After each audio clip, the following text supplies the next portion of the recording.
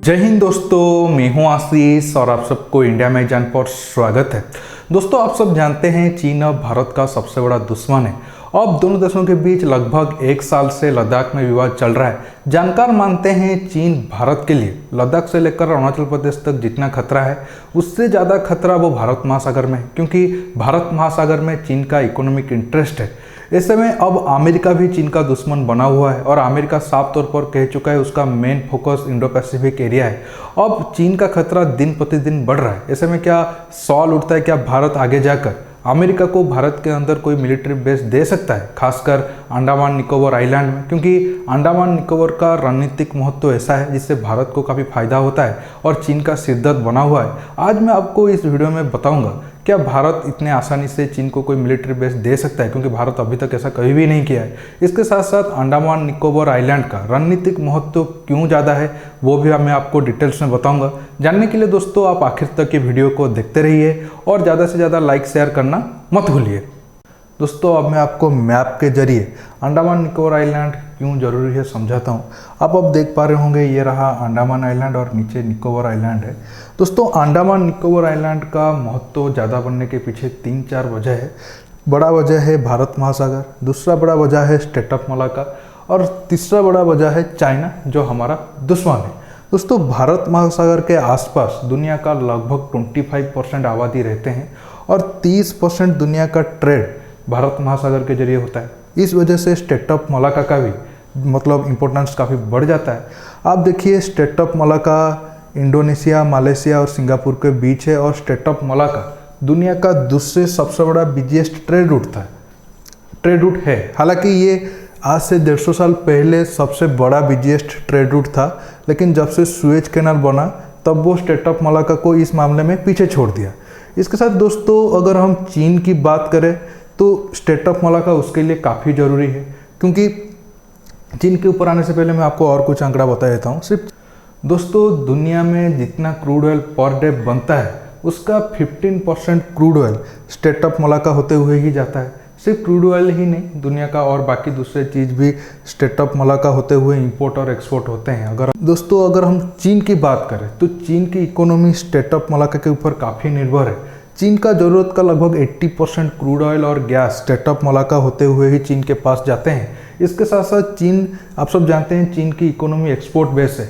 चीन जो भी एक्सपोर्ट करता है, चाहे वो अफ्रीकन कंट्री हो या फिर यूरोप हो या फिर भारत हो, वो सब स्टेट ऑफ मलाक्का होते हुए ही भारत महासागर के होते हुए दूसरे रूट पर जाते हैं। इसलिए स्टेट ऑफ मलाक्का को अगर हम बंद कर देंगे तो चीन को काफ़ी नुकसान होगा। दोस्तों, अब आप समझ गए होंगे हमारा अंडमान निकोबार आइलैंड की इम्पोर्टेंस क्यों ज़्यादा है। आप देखिए, अंडमान निकोबार आइलैंड मेनलैंड भारत से काफ़ी दूर है, लेकिन दोस्तों अंडमान निकोबार का जो रणनीतिक पोजीशन है वो भारत को काफ़ी मजबूत बना देते हैं। अगर मैं थोड़ा इस मैप को जूम करता हूँ, देखिए अंडमान निकोबार आइलैंड चीन के खिलाफ भारत के लिए भारत महासागर में एक बफर जोन की काम करते हैं। इसके साथ साथ स्टेट ऑफ मलाक्का की बात तो काफ़ी होता है, लेकिन चैनल 6 और चैनल 10 की बात ज़्यादा नहीं होता है। मैं आपको समझाता हूँ वो दो एरिया क्या है। दोस्तों, ये देखिए, ये रहा निकोबार आइलैंड का सबसे आखिर वाला आइलैंड। यहाँ से ये जो इंडोनेशिया वाला गैप है इसे चैनल 6 कहते हैं और ये वाला जो आप देख रहे हैं ये है चैनल 10। जो भी शिप्स वगैरह आते हैं वो या तो ऐसे होते हुए स्टेट ऑफ मलाक्का जाते हैं या फिर ऐसे होते हुए स्टेट ऑफ मलाक्का होते हुए जाते हैं। अगर दोस्तों, और ये जो वाला एरिया है ये बहुत काफ़ी नैरो है, ज़्यादा से ज़्यादा 80 से 100 किलोमीटर का इनमें डिस्टेंस होता है। और ये वाला एरिया है इंडोनेशिया का सवांग पोर्ट, जो एक तरह से भारत की कंट्रोल में है या फिर भारत इसे डेवलप कर रहा है। और यहाँ है हमारा INS बाज एयर स्ट्रिप और इस एयर स्ट्रिप में हम P-8I और MS-60 रोमियो को भी ऑपरेट कर सकते हैं।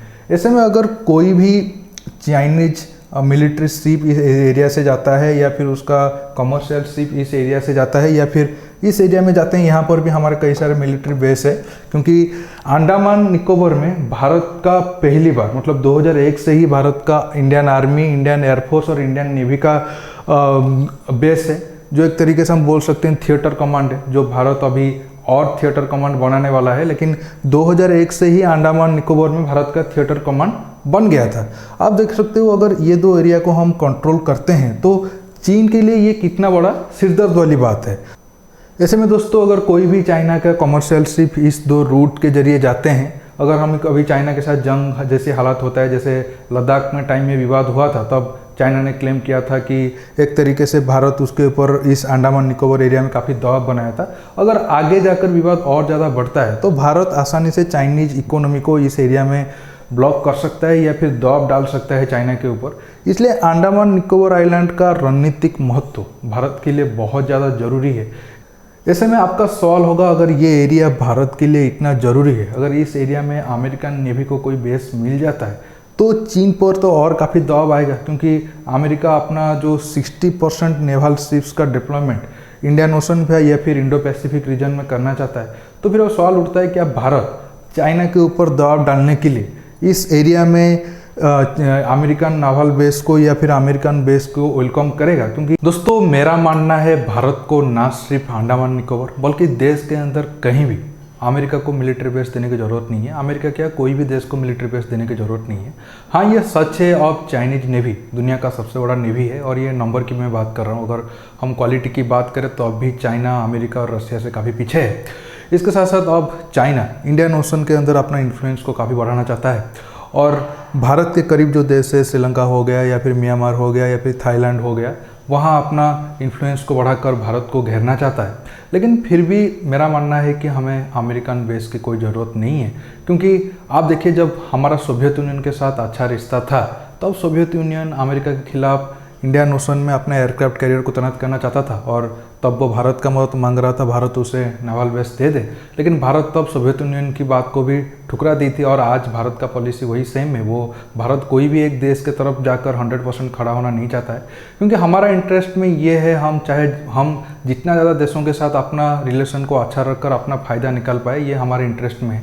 अगर हम अमेरिका के साथ चले जाते हैं और उसे अंडमान निकोबार में कोई बड़ा नावल बेस दे देते हैं तो इससे रशिया नाराज़ होना तय है, क्योंकि रशिया तो पहले से ही क्वाड को लेकर काफ़ी बयानबाजी कर चुका है। अब अगर हम इतना इंपॉर्टेंट ट्रेड रूट में अगर अमेरिका को लाकर बैठाएंगे तो वो और ज़्यादा नाराज़ होगा। इसके साथ साथ ये हमारे देश को देश के लिए एक अच्छा सिग्नल भी नहीं जाएगा। हालांकि अब कई दो सवाल उठा सकते हैं। एक अफ्रीकन कंट्री है जिबूती, आप देखिए बिल्कुल यहाँ रहा जिबूती, वो अपने देश में कई सारे देशों के मिलिट्री बेस को मतलब करने के लिए अलाउ किया है, जैसे कि फ्रांस हो गया, जापान हो गया, इटली हो गया, अमेरिका हो गया, या फिर चाइना का मिलिट्री बेस इस जिबूती के अंदर है। तो फिर भारत ऐसा क्यों नहीं कर सकता है? देखिए जिबूती की बात अलग है, वो उससे उसको इकोनॉमिक फ़ायदा होता है, क्योंकि जो सारे देश मिलिट्री अपना बेस रखें वो हर साल उसको कुछ पैसा देते हैं।